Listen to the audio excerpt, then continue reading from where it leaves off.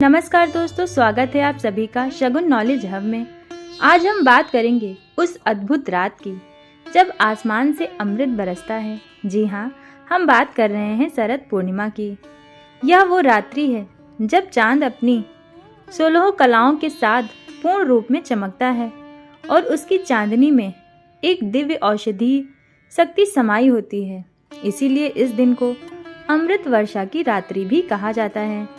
लेकिन क्या आप जानते हैं इस दिन खीर बनाने और चांदनी में रखने की परंपरा क्यों निभाई जाती है?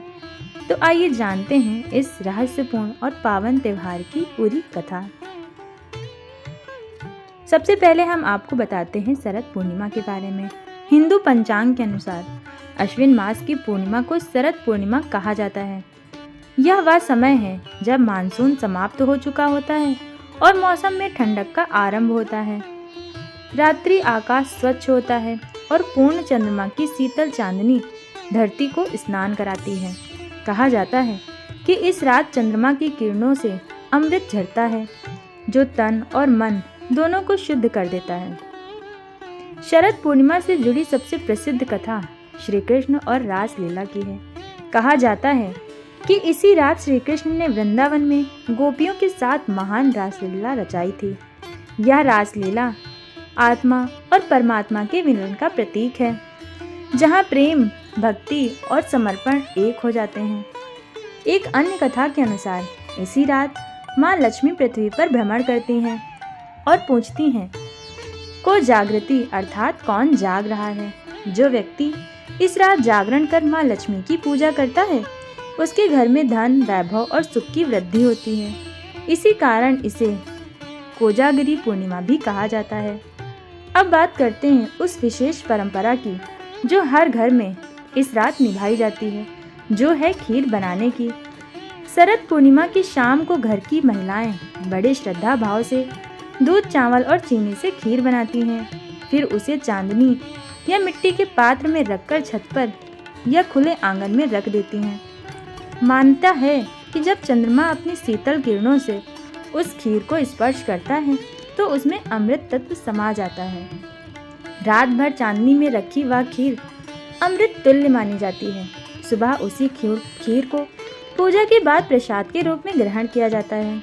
कहा जाता है कि जो व्यक्ति श्रद्धा से इस प्रसाद को खाता है उसका शरीर रोगों से मुक्त रहता है और जीवन में शांति आती है। इस दिन जन भक्त उपवास करते हैं और रात्रि को माँ लक्ष्मी व भगवान विष्णु की पूजा करते हैं। पूजा में दीप जलाते हैं, तो उच्चारण किया जाता है और फिर चांद को अर्घ्य दिया जाता है। रात्रि भर जागरण, भजन, कीर्तन और ध्यान करने से अनेक पुण्य मिलते हैं। सुबह खीर का प्रसाद पूरे परिवार में बांटा जाता है और पड़ोसियों को भी दिया जाता है। यह परंपरा न केवल धार्मिक दृष्टि से पवित्र है बल्कि सामाजिक रूप से भी इसमें एकता का प्रतीक है। विज्ञान के अनुसार भी शरद पूर्णिमा की रात विशेष होती है। इस दिन चांद की रोशनी में नमी, तापमान और वायुमंडल की स्थिति ऐसी होती है कि उनकी किरणों में यूवी प्रभाव संतुलित रहता है। रात भर चांदनी में रखी खीर या दूध में सूक्ष्म ऊर्जा प्रवेश करती है जो शरीर की प्रतिरोधक क्षमता को बढ़ाने में मदद करती है।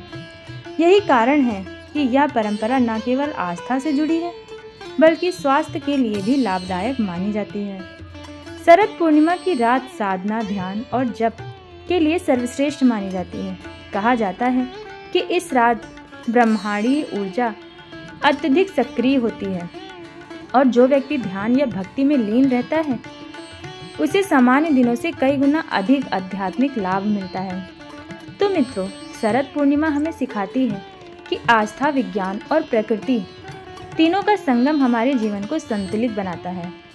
इस दिन का खीर बनाना, चांदनी में रखना और माँ लक्ष्मी की आराधना सिर्फ एक रस्म नहीं बल्कि जीवन में शुद्धता, स्वास्थ्य और समृद्धि का प्रतीक है।